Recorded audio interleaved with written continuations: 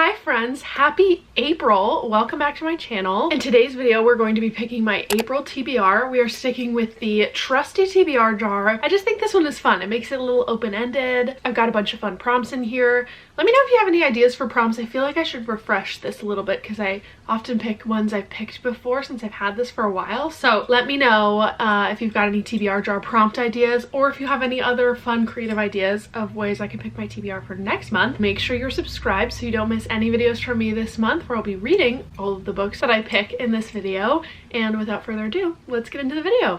Okay. A little like quarterly check-in because it's the end of March. I'm doing well on my reading goals. I've read a good amount of nonfiction books. I've been reading off my physical TBR. I've already read a bunch of books on my top TBR for 2025. And I feel like I have been picking up books I've been avoiding, and overall I'm just happy with the books I've been reading so far this year. So we're gonna stick with that in April and through the rest of the year, taking books off my physical TBR, reading books on my top TBR list. So those are sort of my thoughts in the back of my head as I'm picking prompts today. We're gonna do 7 because I always want to pick more, but I feel like 7 is an appropriate amount. And in addition, I have my book club book of the month, which is A Gentleman in Moscow. This is for my in-person book club, so we will be reading this month, so this is automatically going onto my TBR. This is a historical fiction book set in 1922 in Russia, and I'm not quite sure anything more about the book, but it's one of my mom's favorites. I've been on a real historical fiction kick recently, so I'm really excited about this one, but this one is already on the TBR, so this is book number 1. Other things happening this month: new Emily Henry book, so that's very important, but that's on my TBR. As soon as I get that book out of the library, I will be reading it. And I have 2 library books here that maybe I can find prompts to use for. This is TJ Klune's newest published book, but it has been out for a while. He just got it traditionally published with his current publisher. And then this one is a book that's on my top TBR for the year. It's about a pony that solves a mystery, which I think sounds really fun. So hopefully I can find a prompt I can pick those 2 with. But other than that, we've just got books on our physical TBR, maybe other books, but we're gonna try to stick to the physical TBR. So first prompt of the day is read a book that has a map in the beginning. Okay, let's check. Okay, Mistborn by Brandon Sanderson has a map. I don't know if I'm ready for that book yet. The Will of the Many. I'm so nervous about this book because it is chunky, but I am also so excited to read it. This has a map. This is a map, right? Even if it's in the dust jacket or in the inside cover. This one has a map. And this is the other like fantasy like book I have on my shelf. This one doesn't have a map, so I can't choose this one. I think these are the only 2 that have maps in them, and I'm not ready for this book yet because it means more series afterwards, and I am just starting to read the Poppy War, so that's like my current fantasy series I've got going on. So that leaves us with The Will of the Many, which, first of all, I am so happy to own a copy of this book because I just think it's so beautiful. I am nervous. I think I used an Audible credit already on this when my Audible credits were like expiring, so I think I already have the audiobook for this one. It's over 600 pages, but I've read longer books. Every time I see a long book, I just think about how fast I read Kingdom of Ash and remind myself that it's okay to read long books sometimes. So this one is going on the TBR. This is very exciting. A little bit scary because it's so big and feels intimidating, but I'm very excited to get to that one. I've heard amazing things. All right, next prompt. Newest published book on my TBR. Oh, this is perfect. I will do this one. I don't think I have any other newer books. I don't know, should I do this one? I could do either of these. This one technically was published more recently because, yeah, this one was published in 2024 at the end of the year, if I remember correctly. This one was just published but republished, so I guess it's my video, my choice. I'm gonna go with The Bones Beneath My Skin because I currently have the ebook out for this one, so I can read it on my Kindle too right now. And I just read a TJ Klune book last week, and I'm just excited to get back into his writing. This one is set a little bit in Washington, D.C. It's about this man who is was a journalist in Washington, D.C., and all of his family has sort of disowned him. Then he goes to his family's summer cabin and meets a man and a 10-year-old girl, and I think one of them has special powers, and maybe they go on like a road trip adventure situation. TJ Klune writes the most whimsical books, so I'm very excited to read this one. I gotta pick like a couple short books. I feel like we only have long books on my TBR. Okay, this prompt starts with the same letter as your name. My name is Maya, if you didn't know.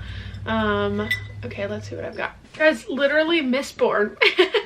But I'm also going to put this one in the running because even though it starts with the, I feel like that doesn't have to count. And we're gonna count it as M for mountain, for the mountain in the sea. And like I already said, I don't want to read misborn yet. So we are going to go with the mountain in the sea. This is a book that I feel like looks like such a spring book. Like this book looks like April or May. So it will be good for the April TBR. It's a sci-fi book and it follows a marine biologist who's studying cephalopod intelligence. It says the octopuses hold the key to unprecedented breakthroughs in extrahuman intelligence. Maybe they're talking to octopuses? I don't know. I honestly chose this book because I think the cover is super cool. So I will let you know if I have properly judged a book by its cover, but I think this one is going to be really interesting. So we're adding a little variety. We've got a historical fiction, a few fantasy, sci-fi books. So let's see. I kind of want to pick something different. Okay, this prompt is read a book with a big city setting. New York, San Francisco, Seattle, etc. All right, I don't know what books I have on here that are set in cities. Let's see where this one is set. Here are my options. I have to check about where Anxious People is set. Okay, this does say not particularly large or noteworthy towns, so I don't think this one is in the running, but I'm gonna leave this one out because I want to put this one on my TBR ASAP. These three are all books that are in some way set in New York City. This one's set in Harlem, this one's set in Brooklyn, and this one is set in Manhattan. I think JP Morgan's library is in Manhattan.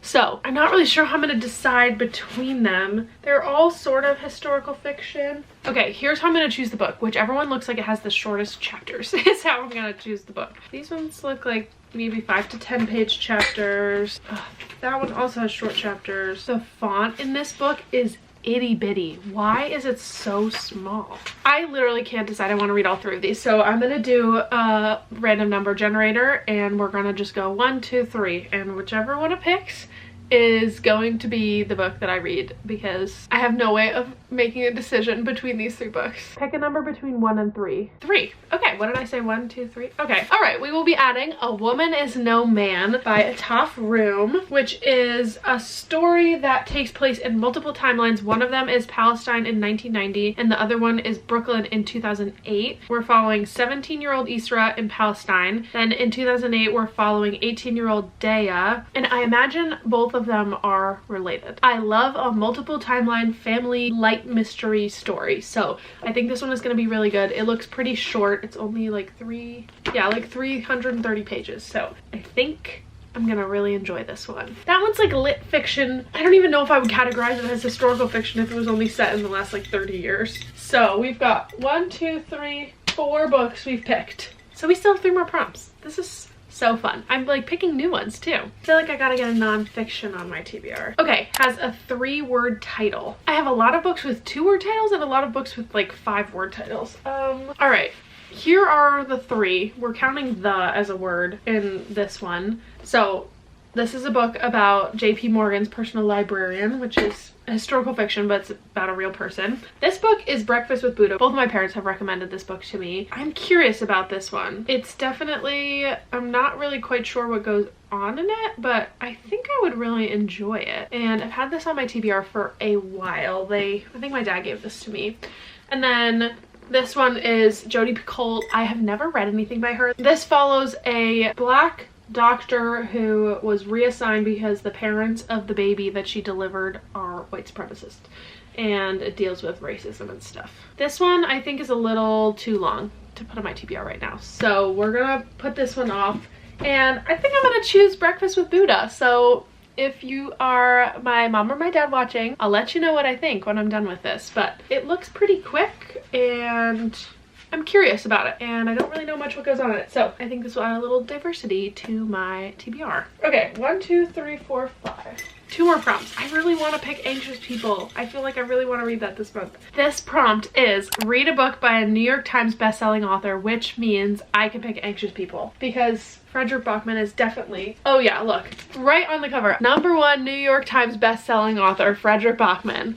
All right, I'm really excited about this one. I've only read one of his books. I read A Man Called Uwe, and then I read like one of his short stories, and I have just been really wanting to pick this up, and for some reason it gives me spring vibes. So that is going on my April TBR, which means we have one more prompt to pick, and I don't really even know what I want to choose. Okay, the last prompt is a book with a one-word title. We have a second prompt with a number of word title, and I'm going to choose Doppelganger. I have this on my Kindle. I think it's on Kindle Unlimited, and it is a memoir, so adding a nonfiction book to the TBR this month, which is good. I always like to have at least one nonfiction book on my TBR, and this one is about a woman who's a political activist, and then she finds out that there is this other woman that looks just like her and is very outspoken about things on the opposite side of the political spectrum to her, but they are doppelgangers, and I am really curious to read this book. I've heard amazing things about it, and it's on my top TBR for the year. So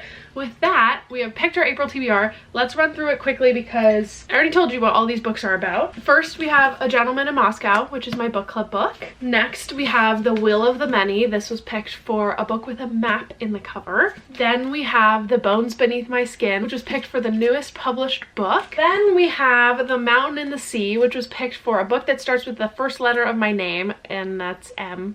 For Maya, we're counting it. Next, we have A Woman Is No Man. This was picked for the prompt, a book set in a major city, and this one is set in Brooklyn. Next, we have Breakfast with Buddha. This one was picked for a book with 3 words in the title prompt. Next, we have Anxious People. This was picked for the New York Times bestselling author book. And then finally we have Doppelganger, which was picked for a book with a one-word title. I'm so excited to read all of these books in April. Let me know if you've read any of these. Let me know which one you would recommend I start with. Make sure you're subscribed so you don't miss any videos from me. I'll probably be reading these in some videos this month, and I will see you guys in the next one. Bye, friends.